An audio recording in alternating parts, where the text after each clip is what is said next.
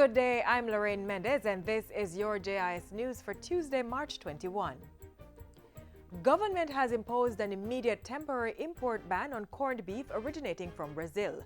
The Ministry of Industry, Commerce, Agriculture and Fisheries has also ordered that all corned beef currently on local wholesale and retail shelves be withdrawn. All this resulted from a series of emergency meetings called by the Portfolio Minister Carl Samuda yesterday afternoon.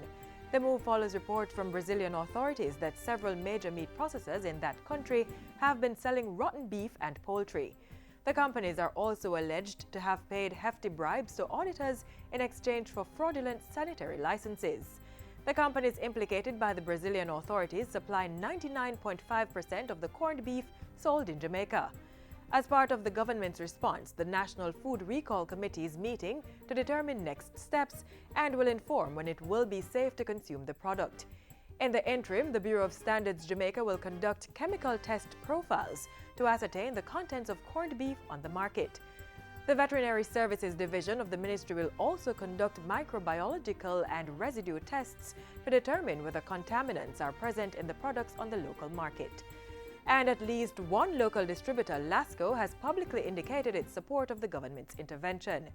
Lasco says it will halt all sales of corned beef and will be conducting its own investigations in tandem with that of the government agencies. The ministry is meanwhile cautioning consumers not to eat corned beef until further notice. The Ministry of National Security says increased security measures implemented in the nation's correctional facilities in recent weeks are producing results. On February 28, the Minister of State, Colonel Charles Jr., announced several sweeping measures to strengthen the internal controls in all correctional institutions and to deter corruption and the conduct of criminal activity within the facilities. Now, the ministry is reporting that through a series of probes which continued over the past weekend, investigators have seized 36 mobile telephones at the Tower Street Adult Correctional Center and an additional 4 mobile phones at the Tamarind Farm facility. Several other digital devices, including SIM cards and an iPad tablet, were also seized during the crackdown. 4 correctional officers have been charged in connection with these finds in an ongoing probe led by the Major Organized Crime and Anti-Corruption Agency, MOCA. A 5th correctional officer was arrested on the weekend, and 3 inmates who were charged for various offenses are being prosecuted while in custody. National Security State Minister Colonel Charles Jr. has lauded the combined work of the DCS, MOCA, the Jamaica Constabulary Force, and the Jamaica Defense Force. In a statement from the ministry yesterday, he said these interventions would continue in order to root out any persons conducting criminal activities in correctional facilities. He adds that the ministry is creating an enabling environment that supports greater levels of professionalism in the DCS and has encouraged anyone with information on illegal activities to come forward. A 30-seater coaster bus was presented to the Jamaica Police Federation on Monday to transport its members to and from work. The vehicle was handed over by National Security Minister Robert Montego.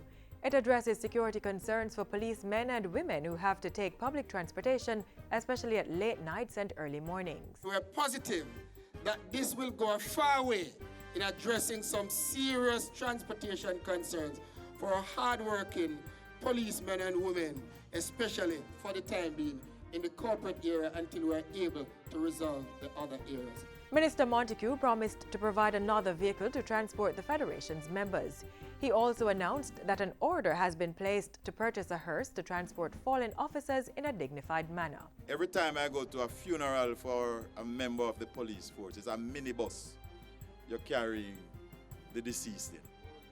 An old minibus. And having served this country, and many times they die in service to this country, as a nation we need to treat our fallen officers with a little bit more respect. Come April 4, the Island Traffic Authority ITA, which issues motor vehicle certificates of fitness, will begin testing its online payment portal. The new system is being implemented jointly with e-Government Jamaica and Tax Administration Jamaica. Director of the ITA, Ludlow Powell, tells JIS News that it will utilize Visa and credit cards to make fitness purchases. What that will allow us to do is for you to make payment using your cell phone. You can pay from your office or any computer anywhere, online payment, and be able to, so you wouldn't have to go to tax admin office or to the depot to purchase. Mr. Powell says once the system is up and running, a kiosk will be installed at the Swallowfield Examination Depot.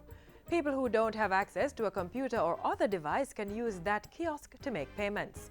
In the meantime, he says the authority will continue to roll out its electronic certificate of fitness, which began in January this year, to improve efficiency and secure its revenue. We estimate there's over 100,000 bogus certificate of fitness that are issued every year, and they look like the real thing. So that's a lot of revenue being lost to the black market around the world.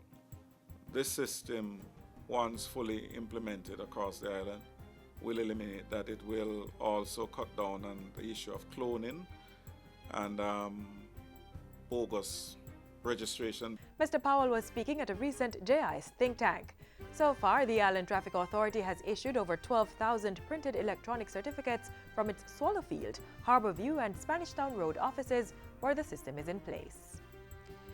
And finally, the police are reporting that there has been a 33% decrease in road fatalities since the start of the year.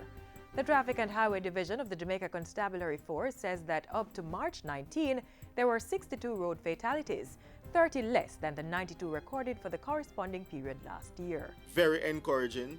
I will not sit here and take all the credit as the police or as the regulatory arm.